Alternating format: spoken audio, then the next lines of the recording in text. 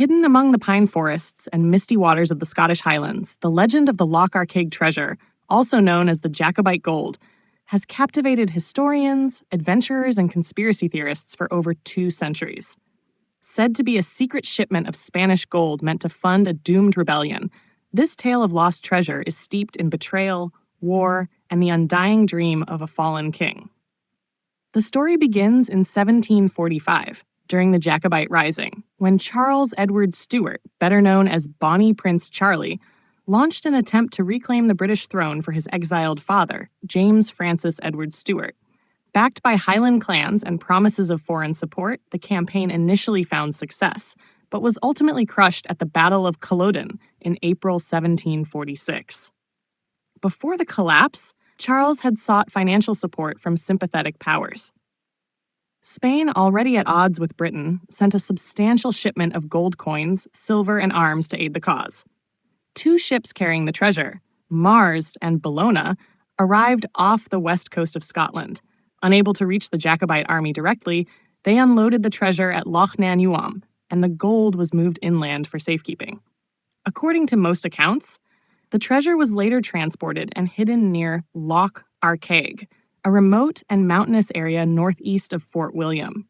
Estimates of the treasure's value vary, but it likely included 7 caskets of Spanish gold and coins, today worth tens of millions. But then the trail goes cold.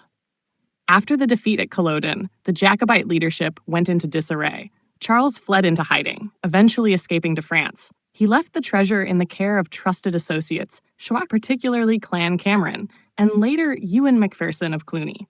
For a time, it is said that Cluny kept the treasure hidden in a cave known as the Cage on Ben Alder. From there, the gold was allegedly used to pay Jacobite supporters or was buried for future use. However, by the time the rebellion had fully collapsed, no one could account for all the gold. Letters between Jacobite exiles show increasing paranoia and accusations of theft or mismanagement. Some historians believe the treasure was stolen by those entrusted with it. Others argue it was slowly dispersed and spent, while many suspect that some or all of it remains hidden near Loch Arkaig to this day. In the centuries since, treasure hunters have combed the Highlands with metal detectors, maps, and folklore, seeking clues. Despite extensive searches, both amateur and professional, nothing definitive has been found. The terrain around Loch Arkaig is rugged, dotted with caves, lochs, and thick forest. If buried, the gold could remain undisturbed for centuries. The story was revived in modern pop culture thanks to documentaries and books, most recently by British historian Alistair Moffat, and even the involvement of groups like the Scottish Gold Hunters. Every so often, a new expedition sets off with high hopes, but the gold remains elusive.